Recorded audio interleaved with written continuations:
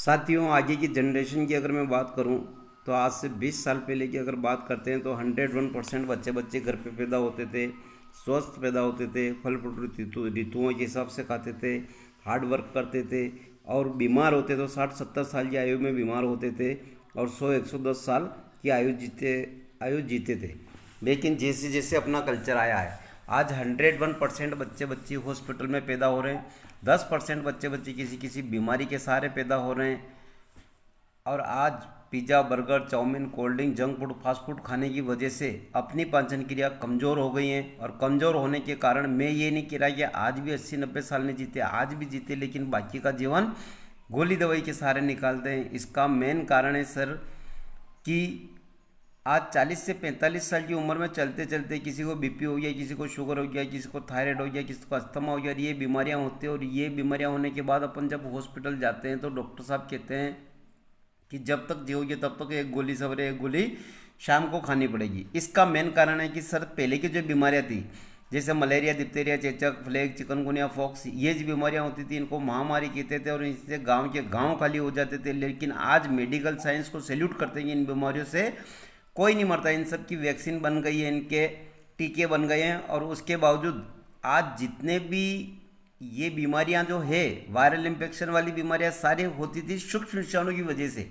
लेकिन आज की जो बीमारियां हो रही है, जो एकमात्र उसका मेन कारण है कि अपन ने क्या खाया, कब खाया और कैसे खाया। क्योंकि आज की जो बीमारियां, arthritis, asthma, diabetes, hypertension, cancer, stroke, Alzheimer, obesity, ये जो बीमारियां हैं, इन बीमारियों को होने का कोई सूक्ष्म विषाणु नहीं है। इन बीमारियों को होने का सर एक ही कारण है, अपन ने क्या खाया, कब खाया और कैसे खाया।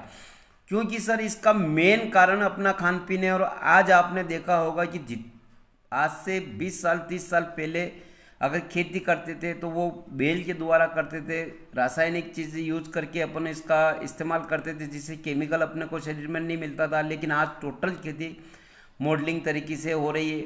उसके बाद पहले के आज से 20 साल पहले अगर खाना बनता था तो चूल्हे पे बनता था, लोहे, तांबे, मिट्टी, कांसे, पित्तल के बर्तनों में खाना बनता था, जिसकी वजह से आयरन की कमी शरीर के अंदर बर्तनों से पूरी हो जाती थी और 1 से 1.5 घंटा लगता था। लेकिन वही खाना आज मॉडलिंग तरीके से बनाया जा रहा है और जो 1.5 घंटे लगता था खाना में, वो आज 20 मिनट में तैयार हो रहा है और एल्यूमिनियम, प्लास्टिक के बर्तनों में तैयार हो रहा है। उसके बावजूद सर आगे की अगर बात करें तो पहले के टाइम में जंक फूड, फास्ट फूड नहीं खाते थे लोग बाग। आज pizza, burger, chowmein, cold drink खा रहे हैं, ले रहे हैं, उसकी वजह से भी अपने को बीमारियां। और पहले के टाइम में फिजिकल एक्टिविटी बहुत होती थी, कहीं पे भी आना जाना तो लोग बाग पैदल करते थे या साइकिल से करते थे, तो उससे क्या शरीर की एक्सरसाइज हो जाती थी। लेकिन आज फिजिकल एक्टिविटी बिल्कुल बंद हो गई है। आज बच्चे बच्ची कहीं से भी स्कूल से आते हैं तो बिल्कुल आते ही घर पे रहते हैं और घर पे डायरेक्ट मोबाइल देखते हैं। और इसका मेन कारण है कि सर अपना जो शरीर है, अपने शरीर को चलाने के लिए जो 11 प्रकार के पोषक तत्व तो चाहिए वो मिलते थे पहले गॉडमेड खाने से, जो भगवान का बनाया हुआ खाना है। भगवान के बनाया हुआ खाना मान लो दूध, दही, घी, फल फ्रूट, ये चीज़ें अपन यूज करते थे। लेकिन आज अपन ने ये चीज़ छोड़ के अपन क्या खा रहे हैं सर? अपन सिर्फ आज मेनमोट खाना, रिफाइनरी खाना खा रहे हैं, लोगों का बनाया हुआ pizza, burger, chowmein, cold drink, junk food, fast food, उबली हुई चीज़ें, उबली हुई दालें, ये खाने की वजह से अपनी पाचन क्रिया कमज़ोर हो गई है। और इस अगर इस खाद पीन से अपन बच भी जाए, आज जितना भी फर्टिलाइजर द्वारा जितना भी खान पीन उगाया जा रहा है, टोटल पेस्टिसाइड द्वारा उगाया जा रहा है। और आज वायु प्रदूषण इतना हो गया कि जितनी भी फैक्ट्रियाँ लगी हुई इनका धुआं निकल रहा है और वायु प्रदूषण खराब हो रहा है। दूसरी चीज़, अगर इससे भी बच जाओ तो आप जल प्रदूषण से नहीं बच सकते हो।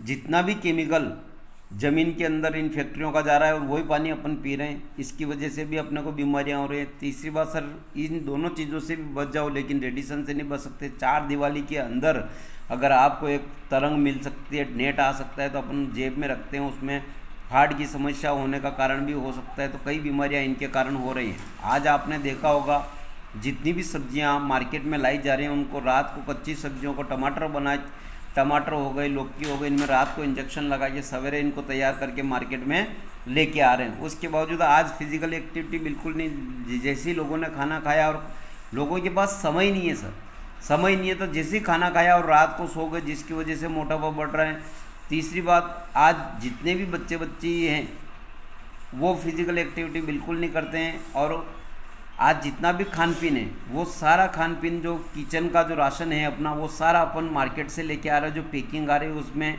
कौन कौन सा केमिकल मिलाया जा रहा है उसमें, तो वही चीज़ें अपन यूज करें जिसकी वजह से बीमारियां हो रही। और खाना, सवेरे का खाना बनाया हुआ भी शाम तक ताज़ा रख सकते हैं। ऐसे ऐसे मशीनरी सिस्टम आ गए जिनकी वजह से।